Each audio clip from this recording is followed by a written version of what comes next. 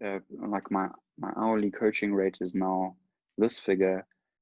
Do I believe that I have the competence to fulfill that kind of work? If so, great. If it's actually below what you think that you're capable to do, even better, maybe pitch yourself higher.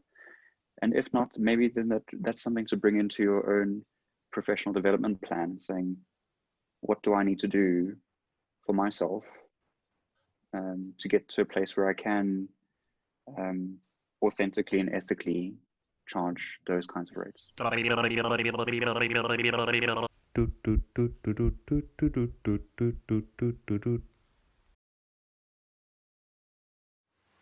Hello, and welcome to Coaching Reflections. I'm Andrew Matthews. Hi, I'm Alex van Oostvian, and today Andrew and I are going to be talking about pricing models for practitioners, whether you're a coach or a supervisor. So we've got a couple lined up.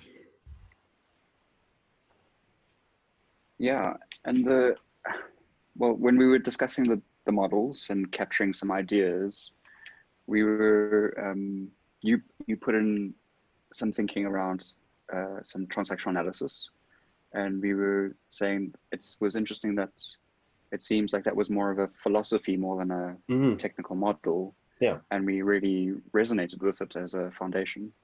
Yeah, so we thought we'll start off with the philosophy on pricing from TA, with the hopes that that's something you can keep in mind as we go through the other models, seeing how it applies or doesn't apply, or how it even changes your thoughts on the other models. Yeah. So do you want to run us through with the main points? Yeah, and just feel free to jump in if you want to add something. So this is from a transactional analyst who is quite well known. He's unfortunately passed on. His name is Claude Steiner, and he has what's called 4 requirements. So the first one is called mutual consent, and it basically means that both parties to the work, being the practitioner and the client, must agree on doing the work. So there will be a negotiated contract that both parties subscribe to, as opposed to the practitioner stating what the nature of the business is or what the agenda is. Those of you who are familiar with the ICF core competencies will know that the coach cannot bring the agenda. That has to be reached through a mutual negotiation. Anything else you want to say on that point?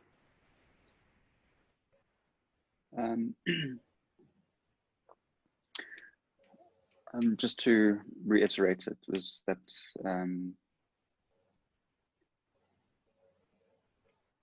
the importance of the negotiation right from the beginning, that it is a place where people of equals but with different capacities or different backgrounds come together to work together, and that's why it's so important to have that open discussion at that point. Yeah. And so in relation to pricing, obviously it's not just the agenda, but it's the frequency of the work, for how long in each session, the venue, as well as the pricing. So there's something else that I wanted to say about this that's less philosophical and something more tangible. If we're looking at the philosophy of mutual consent in relation to how I think many practitioners do their pricing, there's an incongruence. So often a practitioner will say, well, my rate is X from the get-go, and immediately that's not a negotiation. That is the practitioner stating an aspect of the business. So when I was reading up about this philosophy, that's the first thing that struck me. Yeah, which has some interesting ethical connotations as well, I think. You happy for me to go to the next point on this? Yeah. The next one is valid consideration. So a consideration, I guess, in a US legal context is some kind of transaction or an exchange for work done. So that's about a financial transaction for an amount of work. And in Steiner's philosophy, it can also be an exchange of repayment in kind for work. So that might be something like the client will do some administrative work for the practitioner, or some kind of barter system. So what I'm familiar with is doing some setup, digital setup, and getting supervision in exchange for that. And it's a negotiation as well. So how much supervision are we going to do? How many hours of work are you going to do? Yeah. And that's something that's to be explicitly agreed upon as well. Yeah. And this is, again, with linking back to the ICF as one of the main bodies that we're both credentialed with, they specifically do recognize barter as paid work. So it's, I think that at some stage in the early days of the ICF, that it hadn't been so clear, and ICF being quite responsive made it particularly clear that they do recognize that as paid work. That's interesting. I wonder if a TA person had anything to do with that, or if there's another modality that has the same idea. Yeah. So the next one, I think is really important from a professional standards point of view, and that's competency. So the first thing that came to my mind was, yeah, obviously the practitioner needs to be competent to do the work. And for us as coaches, that's something to bear in mind, that we cannot do therapy unless we are qualified and competent to do so, as well as other modalities like counseling. But what's mentioned here in Steiner's work is the client must also be competent to do the work. And the example that I read in TA today by Ian Stewart and Van Joins is, if the client, for instance, has a brain injury and they're unable to actually comprehend the contract, then it's not okay to go ahead and do that work. I imagine there are multiple variations of competence or lack of competence in both the practitioner and the client, but one that came to mind for me in the context of coaching was, if the client isn't able to utilize all of their own resources because of perhaps an unresolved issue or some kind of trauma, then therapy or counseling or some other kind of healing work would be necessary before the coaching can actually happen. And I'm comfortable to kind of expand the definition of competence to accommodate circumstances like that as well. Yeah.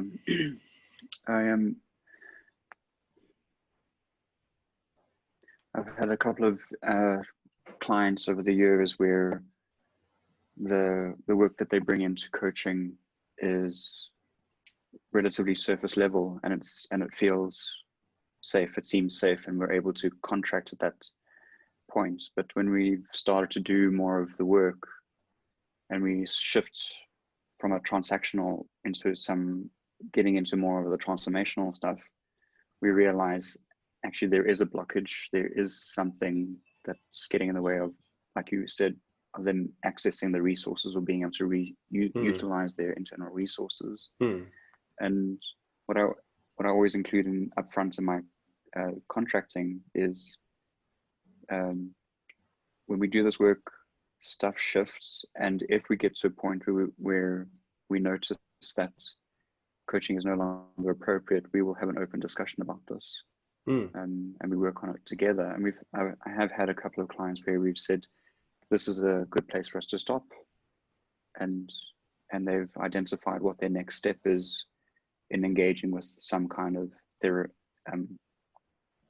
explicit therapy, whether it be with a psychologist or a spiritual healer.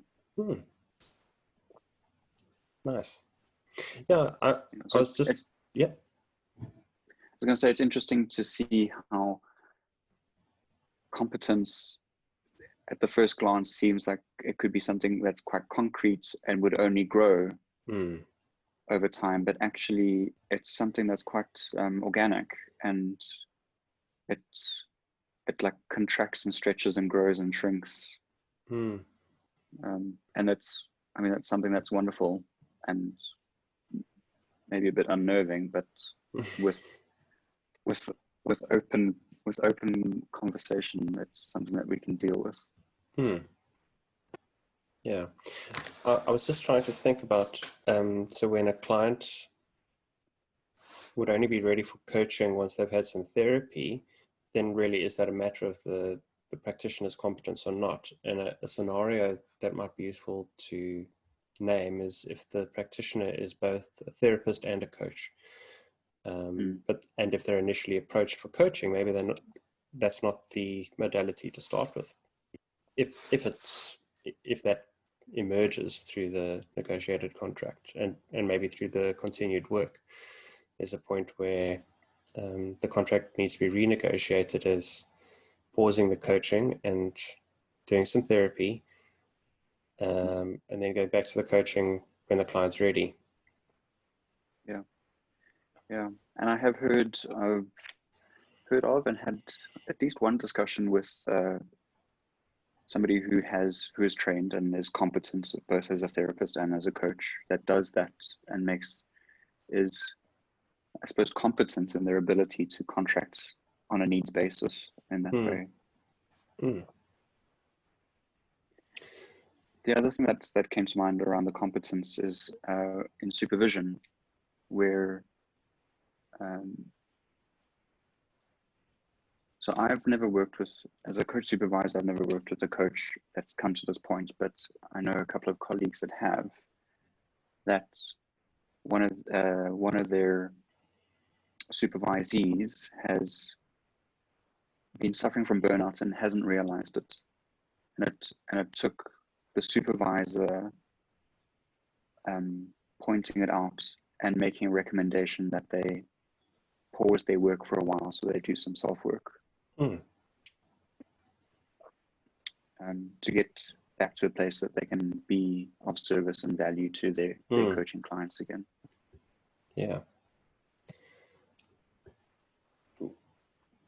Without intending to stagnate on this point, I'm just thinking about how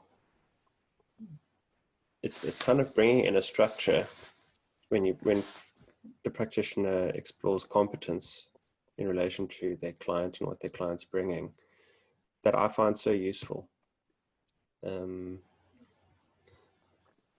have a look at, is the outcome that the client is looking for something that falls within the competence that I have as a practitioner, and is the client themselves able to work with me in a way that I'm competent, or maybe the other way around is a better way of phrasing it. Am I competent to work with the client in who they are and how they work? And about compartmentalizing it so that the work can continue, but there are some other things that need to be done first. It's not about judgment. It's not about valuing the client in any way, or value judgments. It's really just about looking at skills and what's best for the work, and what's best for the client. The last aspect, Steiner calls lawful object. So that's about the contract conforming with local law, and also that the work is in adherence with ethical principles of the professional body to which the practitioner belongs. And this is a bit of a can of worms potentially when I thought about it the first time. Certainly in South Africa, therapists need to be a member of the professional body for therapists and counselors, health practitioners. But in coaching, it's not so. In fact, I don't currently know of it being a requirement anywhere in the world. And I know there are many coaches practicing without being a member of a professional body. And yeah, the question of how does lawful object apply to those coaches and the work that they're doing in terms of ethical principles and accountability. Yeah, it's the other thing that came to mind there was we work with and know quite a few people based in the UK, and what seems to be the norm there is to have some form of liability insurance. And in South Africa, in our efforts, it seems to be very difficult to find any form of professional indemnity from the South African insurance companies. So it's interesting how there's this different approach in that regard as well. Mm. Yeah, that's very interesting. I'd love to go down that rabbit hole because it brings up questions about the maturity of coaching, which I think is one aspect, but also how is coaching perceived? That insurance options in South Africa are very hard to find. Mm. Mm. How do coaching bodies perceive it? That there's not more of an effort to create insurance options here. Yeah. So that rounds out the 4 points from Claude Steiner's 4 requirements. So it's just to recap the titles. It's mutual consent, valid consideration, competency, and lawful object. Yeah, so let's keep those in mind as we go through the others. So the next one we have is an arbitrary fee. So that's where the practitioner charges something that's not explicitly related to anything, but just kind of a thumb suck. My own thoughts on that. It's unlikely to not be related to anything, but I think if it is related, it's probably implicit. So it's probably market related, it's probably related to confidence, years of experience, by other factors on a subconscious level. And maybe all rates have an arbitrary element to their structure. Yeah.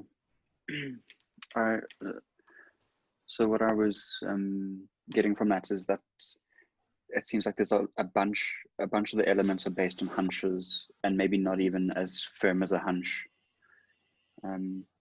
which can make it feels quite stuck, and maybe I wonder how. So actually, let me even speak about my own experience. So I remember after finishing my coach training, there was some discussion within the cohort that we learned together with the trainer and the mentors. Alex, you were one of my mentors in my training, and we were talking about what's a good starting point for an hour's coaching session, and So we took on the wisdom.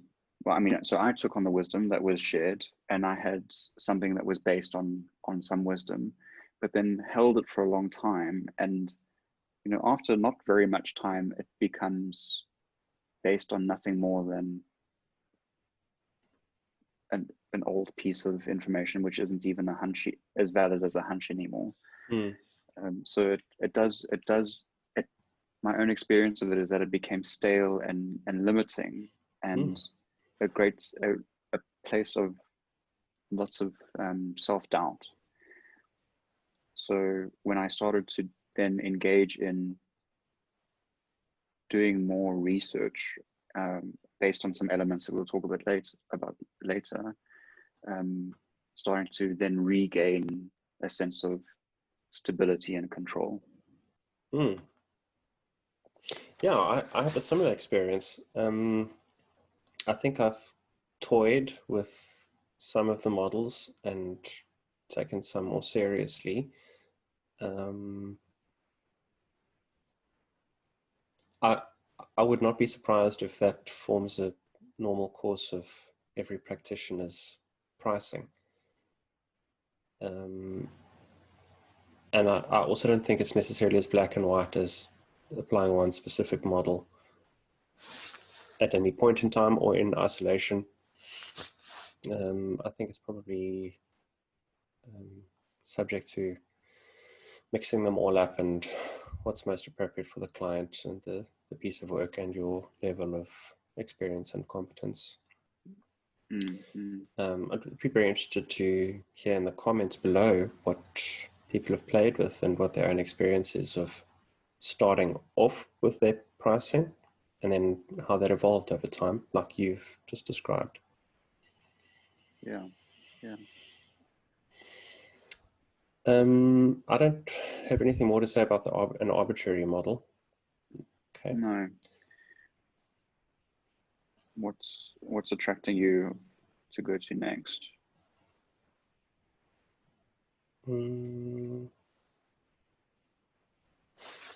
How about return on investment? Okay. Do you want to start us off there with Do you your want to first thoughts? go, or do you want me? Okay, sure. Yeah. So return on investments. So we were discussing that it's maybe phrasing it as ROI is a bit needs a bit extra because it's based on the percentage on what an organization would see as a return on their investments in the coaching. That sounded complicated, but let's talk about it and see what comes out.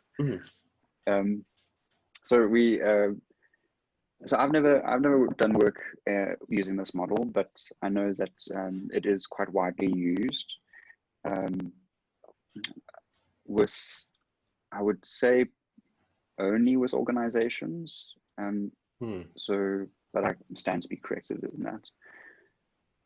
So a coach would be contracted in to do a piece of work, or a group of coaches would be contracted in, and in the contracting, there would be an element of the I'm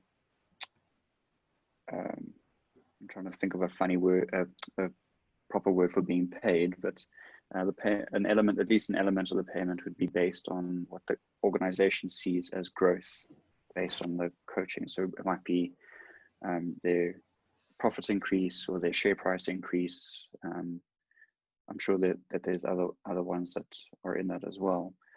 And then the coach's fee would be based on a percentage of that increase. Yeah. While you were talking, what came up for me is the origins of ROI as a pricing model for coaches, or I mean organizational consultants as well. It seems maybe like a bit of a chicken and egg thing. I can imagine that organizations needing to justify to the bean counters the expense of making use of a practitioner are going to be asked, so, what's the return on this investment? And or the practitioner wants to motivate their proposal by showing, you know, these are the returns you'll get versus this investment. So, I mean, it doesn't really matter where it came from. But at the basis of it is the company is going to pay for something and they want to see some result. And that result has to be attractive enough that they continue with the work. And the models I've seen are fine-tuned enough that, you know, there's specific things that go into the formula, like how's it going to improve efficiency, production, how's it going to save costs, how's it going to reduce lost hours due to injury, absenteeism, how's it going to make the work hours more efficient, outputs, inputs, savings, that kind of thing. Those are quite concrete, or leaning more towards the concrete side. And I wonder with some of the ROI models, factoring in the softer measurements around morale, engagement, creativity, client satisfaction. Yeah. So imagine some of these are easier to measure than others, and some of them will have a subjective element of measurement.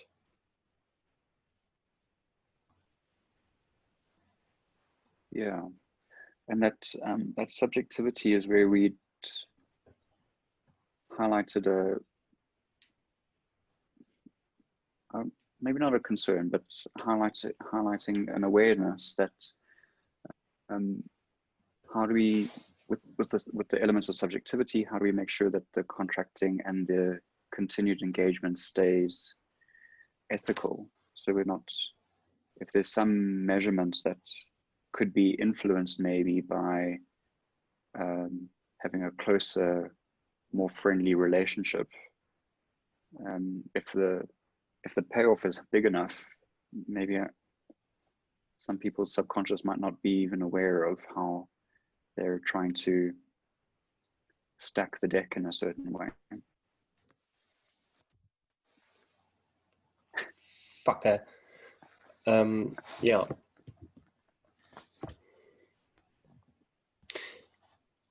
Yeah, so the measurement of the work impacts how the practitioner shows up in the work. And I'm also wondering if it doesn't somehow impact how the client shows up in the work. This reminds me of Heisenberg's uncertainty principle. I'm sure coaches who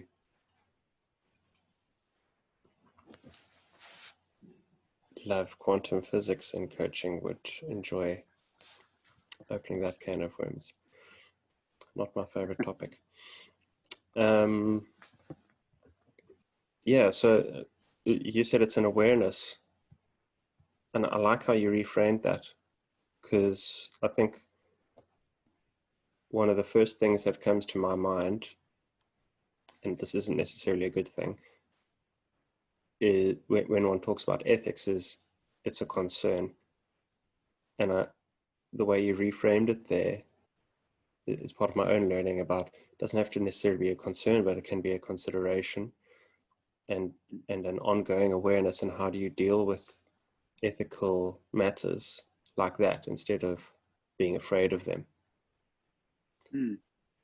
So yeah, it makes it a bit more inviting. It does, yeah, and more manageable. So I imagine if one's using ROI as a pricing model, then there might be a specific part of the contracting, both with the organization and the individual clients, about how that's going to impact the psychological level of the work together. Yeah, I was going to say that one of the easiest ways to start working with an ethical awareness is by naming it. Yeah, bringing it out of the implicit into the explicit. And I also thought then of how supervision could be so useful for the practitioner in maintaining ethical practice. It'd be interesting in the comments to hear from coaches and supervisors as well about how pricing models impact the ethical considerations in the work. Very much so. How that shows up in the supervision as well, which is where I imagine it would probably show up more visibly. Yeah. Is that enough on ROI? Yeah. Okay. Anyone you'd like to do next? I was wondering about the hours per year. I know that's something that when I spoke about my experience of coming out of coach training and then having that short-term stick in the sand, what I very quickly was introduced to was this hours per year calculation. So there's a process of saying how much, looking at your lifestyle and how much you need to earn annually, and then working it backwards to an hourly rate. So you work it down to a month, 2 months, bearing in mind that in certain parts of the world, there's certain dead times in the year, bringing it into the months, and then trying to think realistically, and this is where the big question marks come in, of how many hours you'd be able to actually get in a month or in a week, and calculate that annual figure to your hourly rate. Yeah. So I'd love to hear how this does work for coaches. It doesn't necessarily work for me because of what you've just said. So I think one gets to a point where you're manipulating the fees to suit a lifestyle. And that, I think, presents some ethical considerations, like, is your fee at all negotiable with your clients? And when you negotiate, if you are negotiating that fee with your clients and still using an hours per year model, what's your incentive? So I can't remember exactly what it was, but when you first discussed this with me, the way you'd phrased it made me think that there is an element of this model which is useful, but only as something that can inform a pricing model, as opposed to this being the soul of the pricing model. Yeah. So what I was talking about is a useful reality check. So in particular, I would say many coaches, probably majority of coaches, come into the coaching world as a second or a third or even a fourth profession, and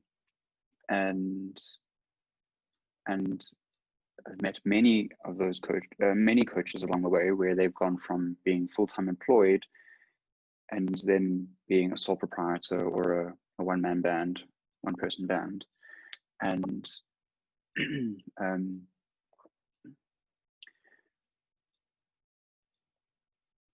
maybe not having enough awareness around the realities of what it's like to then be earning the income that you need from hourly sessions, like many coaches do right from the beginning. So it's useful in that way to have a reality check of actually how many hours of coaching do I need to be doing if this is the lifestyle that I'm sustaining. But then also bringing in other factors. So looking at what the market is at. And we will talk a bit more about market related in a bit. But I think you'd said this already, that it's not, it may not be the most realistic model to use in isolation. It needs to have other inputs to reality check it, to calibrate it into something that's going to be authentic.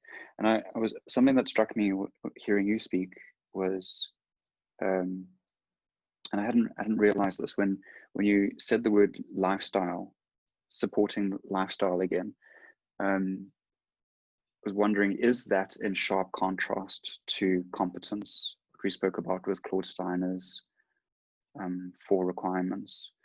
And I don't think it's mutually exclusive at all.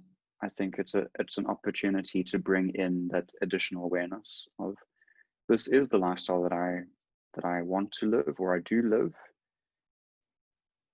My per coach, like my hourly coaching rate is now this figure. Do I believe that I have the competence to fulfill that kind of work? If so, great. If it's actually below what you think that you're capable to do, even better, maybe pitch yourself higher. And if not, maybe then that's something to bring into your own professional development plan, saying, what do I need to do for myself to get to a place where I can authentically and ethically charge those kinds of rates? I love it. Yeah, so the hours per year informs how you should structure your practice, as opposed to how you should structure your pricing. Yeah. So how much should you be working? How many clients are ideal for you? How should you specialize? What competencies do you need to improve? Yeah, it's like a continual balancing of these factors. I got this picture of a like brass scales with little weights, and constantly making those adjustments of how I get my scales to balance again. Yeah. Any more on this one? No, I think that's already, it's opened the doors to a couple of others. So let's push on. Which of the others strikes you as most related? So the one that I remember myself saying is market related. So maybe let's go there next. Okay. Do you want to start us off on that? So I think the model is about what is the pricing of practitioners that you can relate to in terms of years of experience, in terms of the modalities used, in terms of a level of competence. So it might vary across different strata in the market, and the one that you fall in is what you'd price on. And some ideas of how you could get that information would be just having a look at other coaches' websites if they publish it.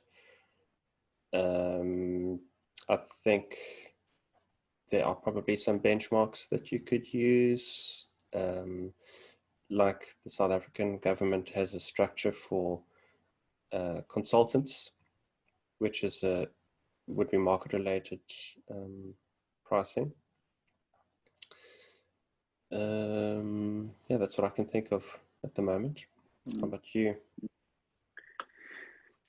Yeah, I was in discussions that we've had over the years, being interested that in some parts of the world, coaches seem to be more forthcoming with publishing their rates. So in particular, the UK seems to, coaches there seem far more at ease in putting their coaching rates on their website, which makes it quite easy to do some Google-based research, some from your armchair. Versus in South Africa, it seems like there's a bit of a resistance for coaches putting their rates on their website, and I say that not that it's a good or a bad thing. I think that that's probably also connected to what you said earlier about the maturity of coaching and how it changes in different countries. Mm. The other parts were the value of having a local professional body, or at least a membership body which is engaged with that market. So in South Africa, we've got Commencer, which is a professional body, and they in the past 18 months had run a piece of research and in that research there are indications of what the market rates are at different types of coaching, and I know that ICF does a global piece of research on a regular basis, which is a massive undertaking. So there are resources out there to be able to do some evidence-based research. Yeah. What's interesting that you talk about ICF is if you're a member, on the website where you can edit your profile, is the option to select your pricing brackets, and those are bracketed, which I think is also a source of information about how to price yourself. Mm. Anything more on this one? Just one other bit was to highlight supervision as a resource around this. Being engaged in a group supervision, having some trusted peers that you do meaningful work together. There can be a source of an external resource to find out what they're doing, and also to bounce your ideas off and help interrogate your thinking. Yeah, I agree. And I think networking, peer networks, support groups, that kind of engagement is always a source of information on pricing.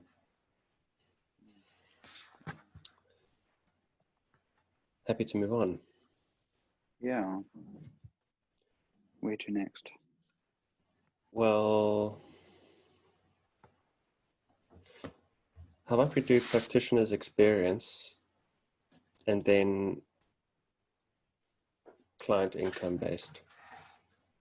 Cool. Sounds good. Shall I start on the practitioner's experience one? Yeah. So my thinking was that this could be based on other models as a start, and then depending on the practitioner's years of experience, maybe their competence and their confidence, that rate might change. And I imagine that the greater those values, the greater the pricing would be. So the more confident you feel, maybe you're going to charge more. And it'd be interesting to hear in the comments if people have a different idea on that. And it may also influence how much the rate increases per year.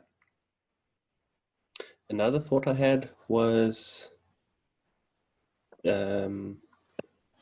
experience can be linked to specialization, which would be having a specific competence, and that would probably increase the pricing as well. Yeah. I don't have I don't have much to add around this one. What I was something that was new for me hearing you speak was how that increase in experience has the potential to grow the competence that we spoke of right in the beginning, and thinking about, well, what is competence in coaching, and thinking about the coaching bodies having competency frameworks, which are the golden threads that allow a valuable coaching process to happen. And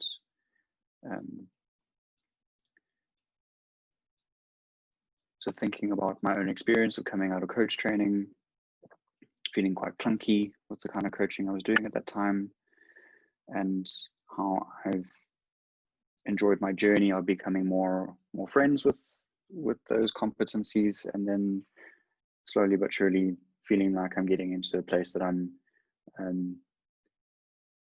able to shift more easily in the moment with my clients using those competencies. And so I think that there is validation for practitioners' experience to impact where they price themselves. Yeah.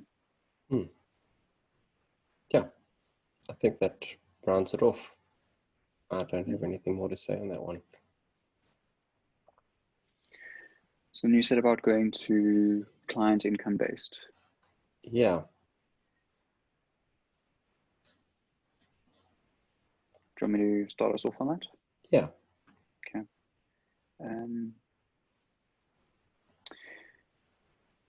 So this, for me, seems to link quite nicely with the elements of Claude Steiner's 4 requirements, where there's mutual consent, so that open discussion about what is a potential client's ability to pay for coaching. And for me, there's something about balancing the ability to pay for coaching and their how driven or how driven they are to want to engage in the coaching, and having that open discussion about what does it mean to them, and finding that balance of where can they pitch their comfort and discomfort of paying for a valuable process that's going to bring them the change that they want to see or experience in their life. Yeah. So you raise an interesting way of thinking about it, which I actually think is a model that we haven't discussed yet, because that seems to be less based on the income of the client, more about the energy of the client towards the work. I see. Okay, so let's put that part to one side then, and refocus on the income. Yeah, I'm also happy to do it the other way around as well, because I think what you said is very valuable. But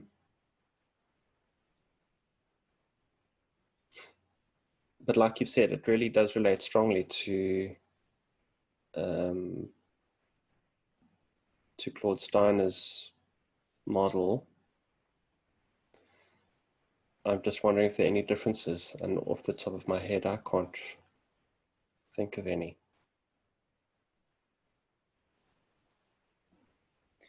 It's funny because the title that we've given it, client income based, seems quite foreign to the 4 requirements when you think about them, but actually they do seem really resonant.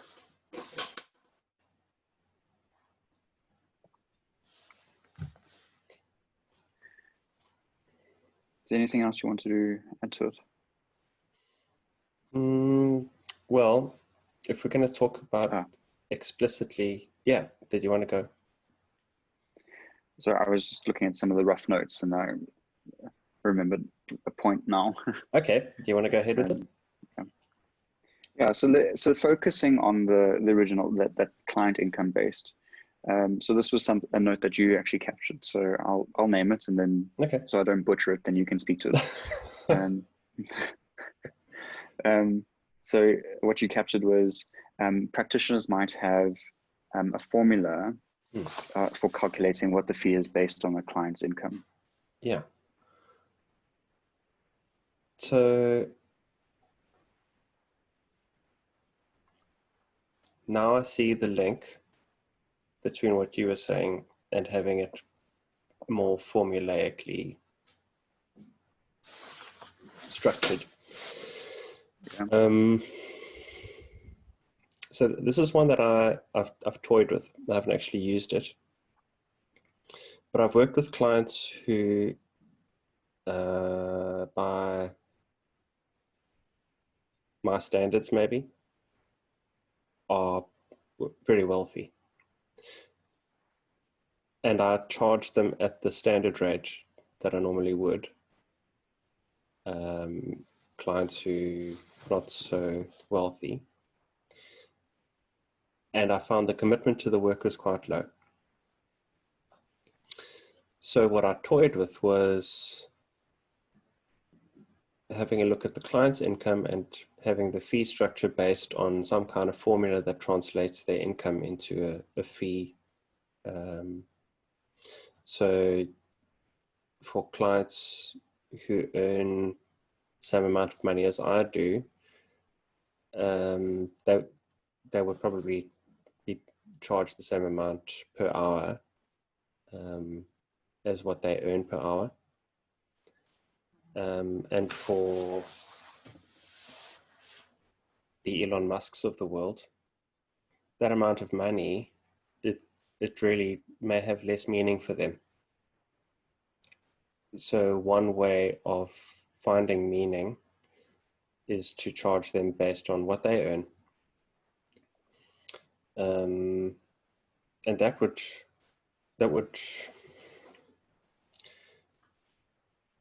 I imagine have some impact on how they value the coaching as well.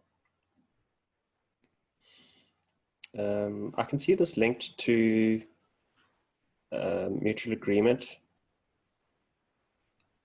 in the TA model. I can also see this linked to return on investment, but more in a psychological way. Mm-hmm. Do you want to say a bit more of that? I think it's pretty much what you were saying earlier, that they're investing in something and the value of the investment has some psychological meaning. Yeah. Because of the amount of money that they earn in whatever work they do is quite high. If it's a wealthy client, they would expect to pay a higher amount in order to get a higher return, even if it's just in personal development work. This isn't one that I've necessarily thought through in depth. So yeah, if you have more to add, or if you as a viewer have something to add, drop it in the comments. Yeah. I'm not quite sure if I have much more to add to that. Other than considering that, you know, when I was capturing rough notes around this, didn't have a specific resonance, but as we're talking about it more and bringing in the elements of other models, it seems like this is the stuff that I feel most comfortable with, and surprisingly am doing in many ways. Yeah, I've had a similar thought now that, you know, these models can probably be framed as existing in isolation, But I imagine that there are commonalities that emerge in practice. Like if you're having a contracting discussion with a client, it's probably likely that they will want to pay more if they're able to. Mm. So even though you're doing or bringing in the philosophy of mutual agreement and valid consideration, it may at the end of the day take on a form that's close to client income-based structure. Yeah. Yeah. What I'm reminded of here is how important it is to be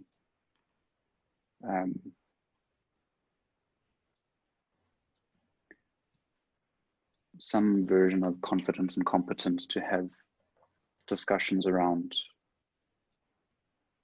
money. Mm. And for many people, that can be a difficult discussion. Mm. And I recall sharing with you in the past a client saying to me when I was engaging with them about income, about pricing, and they said, "Oh, I can see that you're uncomfortable with this as well." And I interrupted them and said, well, maybe I didn't interrupt them, but I said, I added afterwards that I'm not uncomfortable with this. This is an important part of our contracting. So it's okay for us to have this discussion, whatever we end up getting to. Yeah. Yeah, I think there's potentially a lot of stuff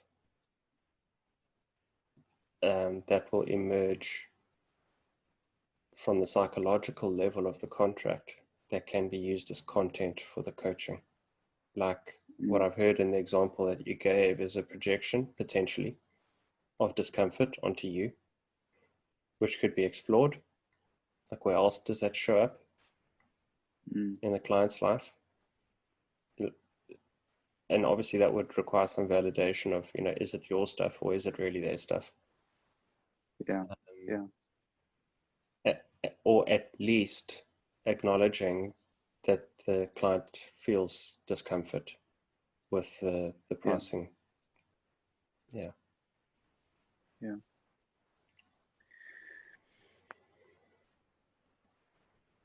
Anything more you want to add to client income based? Not specific to that model, but just that as you're now discussing it more, I'm seeing that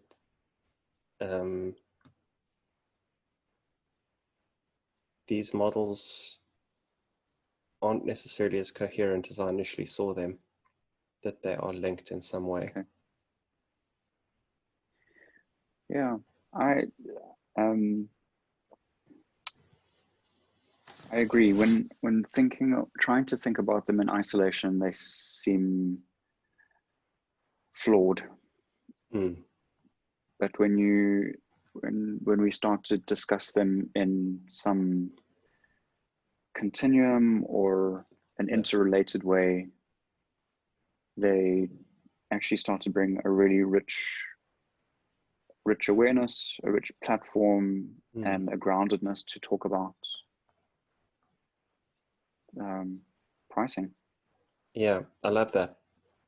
I really resonate with that on a felt level, because putting all one's eggs in a particular model's basket has brought me anxiety. So being more fluid in my own thinking, and then in the discussion with the client about how to do the pricing, brings groundedness. It feels like less of a burden. It feels less restrictive. Yeah. There's that. It's co-created.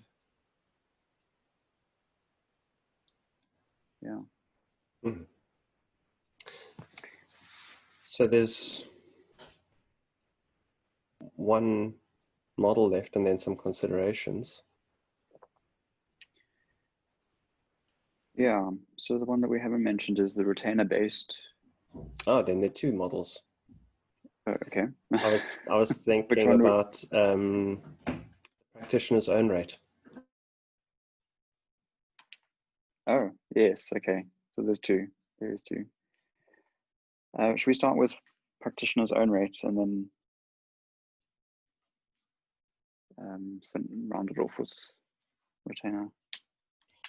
Yeah. What was your thinking with practitioner's own rate?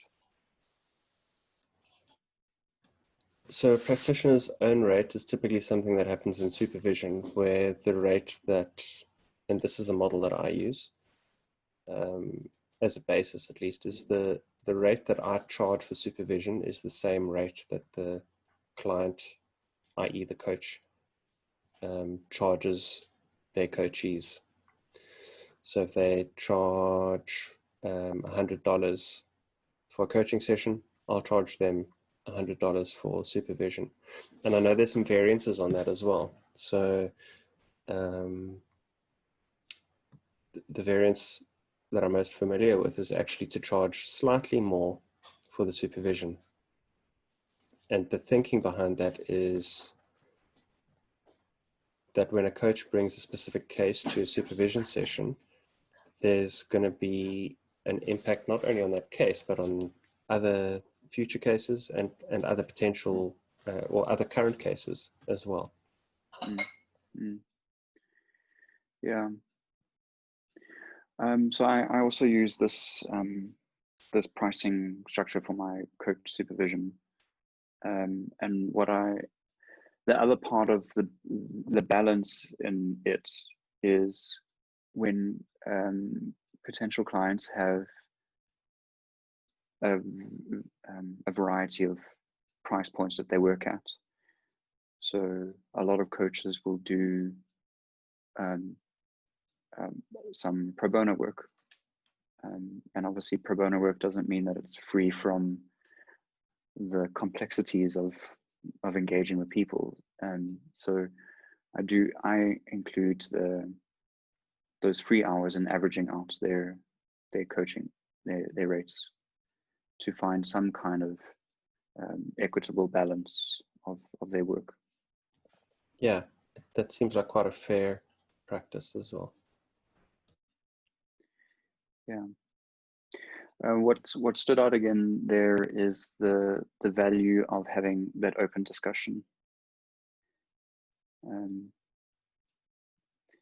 And something I was actually just remembering somebody that I'd spoken to who does use this model.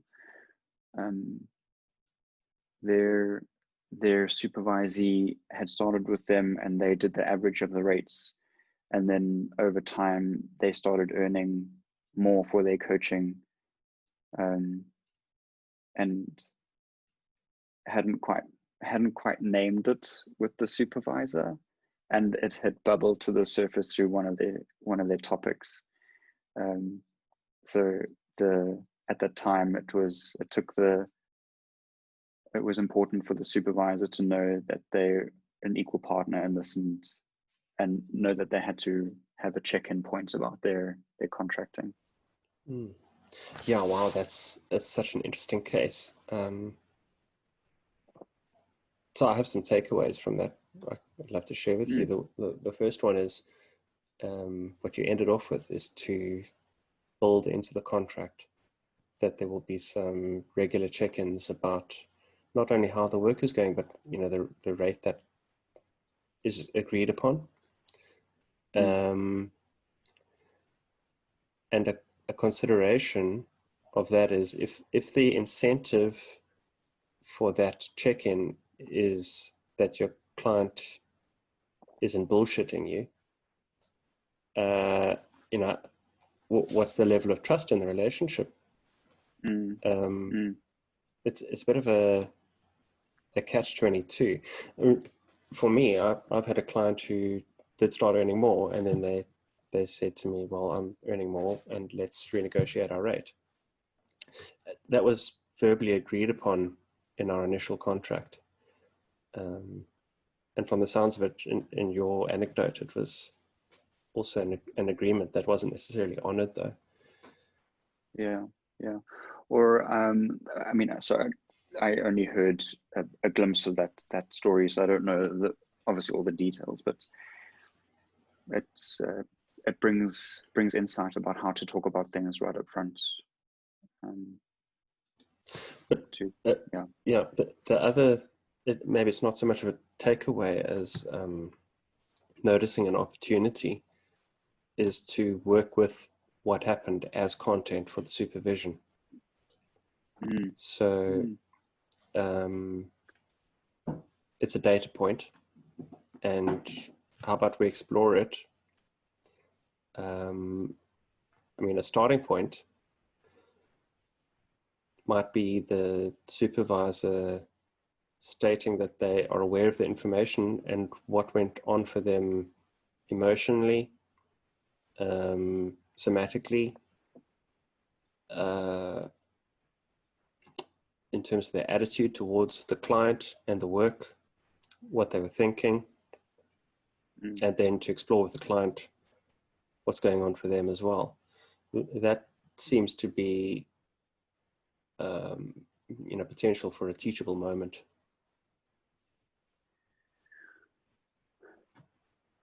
Yeah, well, for a moment, whatever that moment is. Yeah, and I still am looking for a way to translate the phrase teachable moment into a coaching or supervision context in which there's not really teaching happening. Maybe an opportunity for learning, an opportunity for growth. Because I imagine whatever's going on for the coach who doesn't update the contract when they know they should, is going to impact other aspects of their practice and their engagement with their own clients. Yeah, very much so.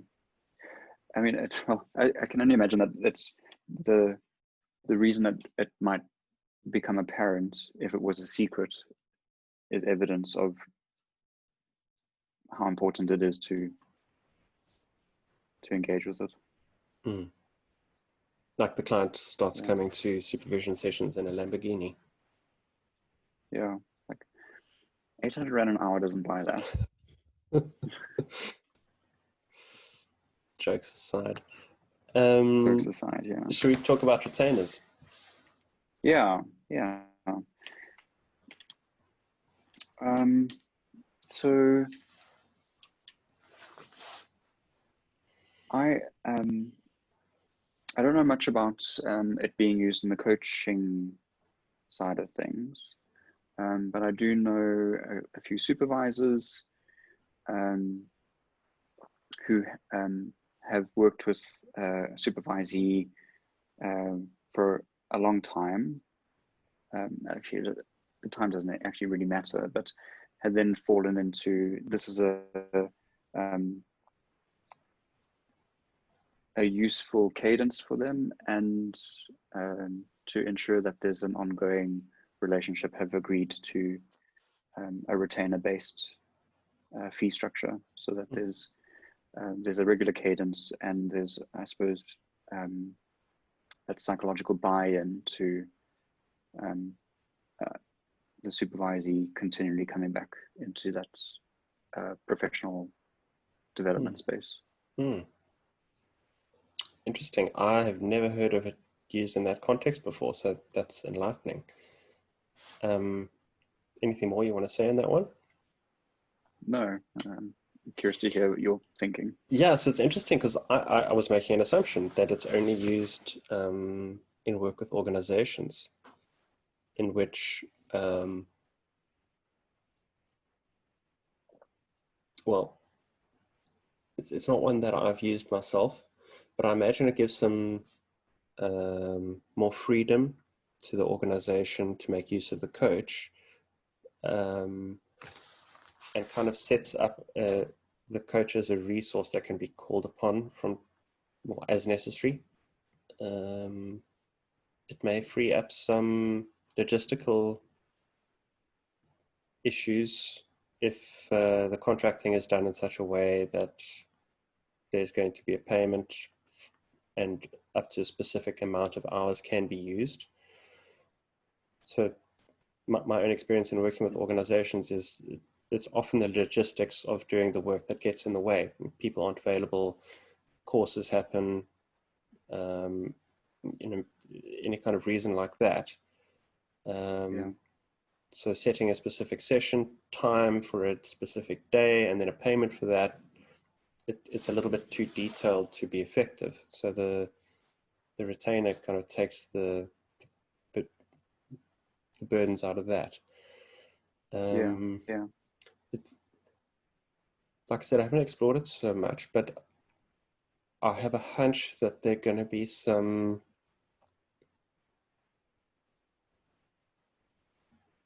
maybe unintended impacts on the psychological level of the contract if the coach is getting paid regardless of if they do the work or if they do the full amount of work. And perhaps even for the coachees, if there's no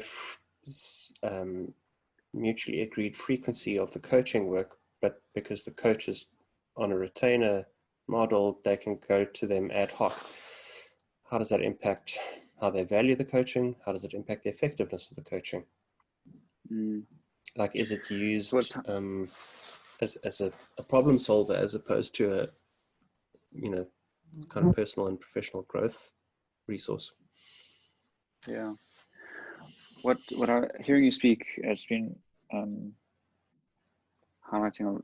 Well, I mean, it's new to me, so it's really interesting. I'm thinking about how what you said, taking the, I'm not sure if you said the burn or the burden out of the administrative element. Both.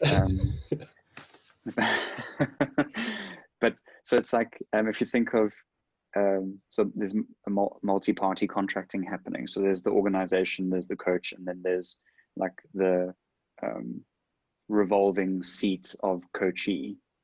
And so it's potentially this could be done quite well in that how do you make it as easy as possible to administratively contract here on the financial side. There needs to be some significant discussion then about the how do we make sure that we're living up to the organization's expectation of this then. But then the importance then of the contract between the coach and the client, really fleshing out that how do we best work together to make sure that it is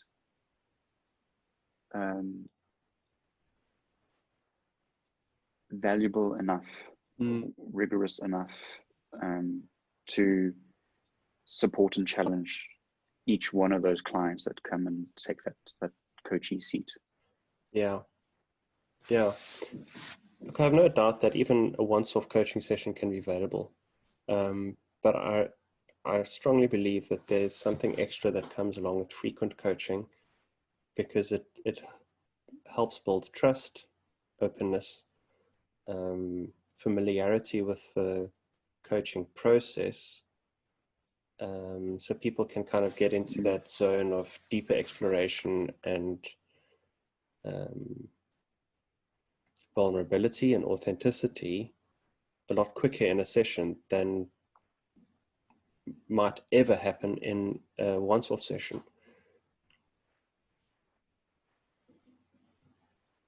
Yeah, I agree with that. Another thought I had is if there's nothing to show from the coaching that's done because of the consequences of it being a retainer-based model, what does that mean about the organization's perception of the coaching in general and the practitioner? You wanted to say something. Yeah, I was going to do something else, but I just to pick up on what you said.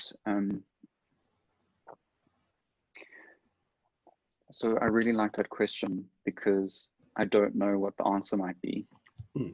And I'm sure for every organization there would be a different answer. And that would be at least one of many doorways into that rigorous contracting between the coach and the organization. Yeah. I'd love to see what people's experiences are like. So if this is how you work, drop it in the comments section. Yeah. I'm quite energized by it at the potential of it. I remember doing some work with a mentor at some stage, and our discussion at that point was how do we remove as many obstacles as possible to getting people into coaching while still ensuring that it's ethical work.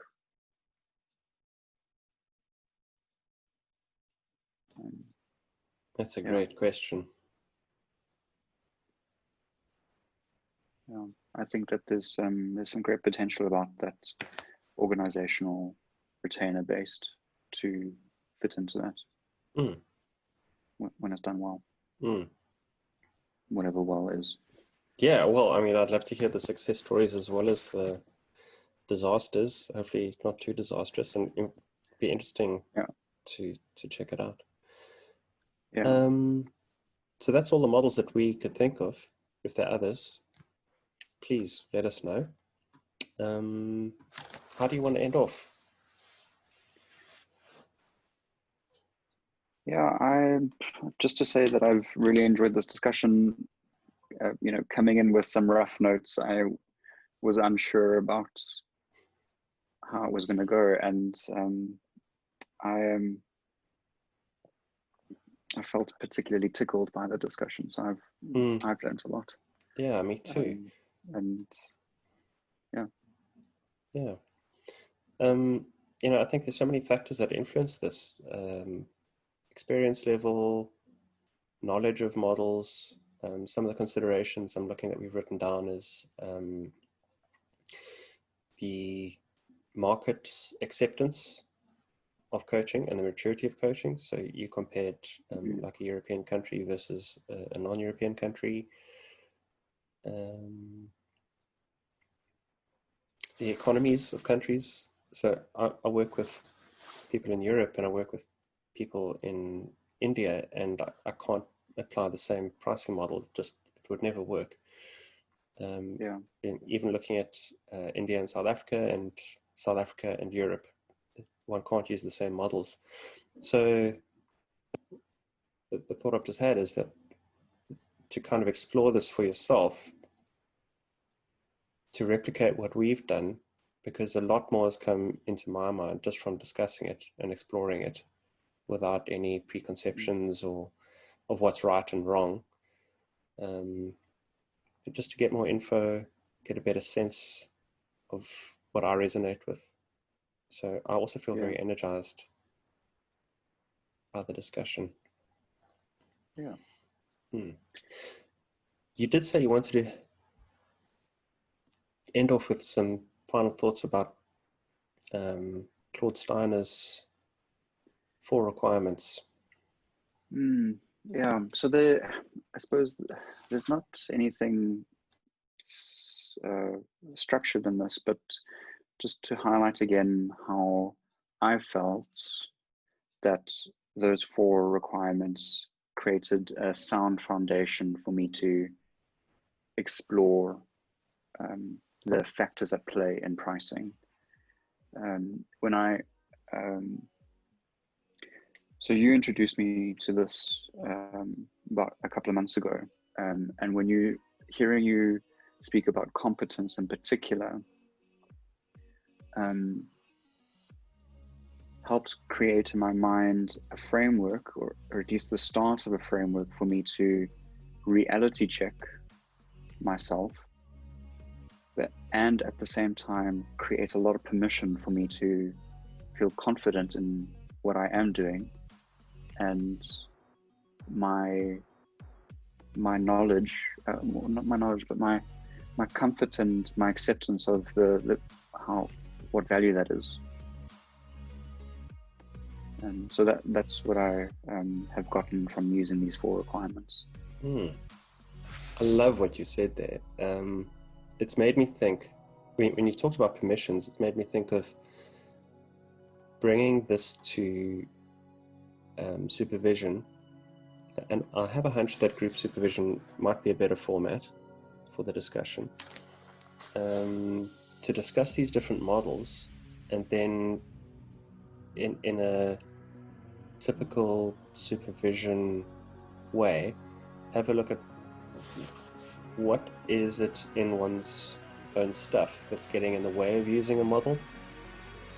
So it might be perfectionism, it might be confidence, any kind of psychological stuff, and that could be the content of the supervision session. So it's not about the pricing model as much as it is about one's approach to the pricing model. Yeah, very much so. Yeah. Thank you. Thank you. See you next time. Yeah, sounds good.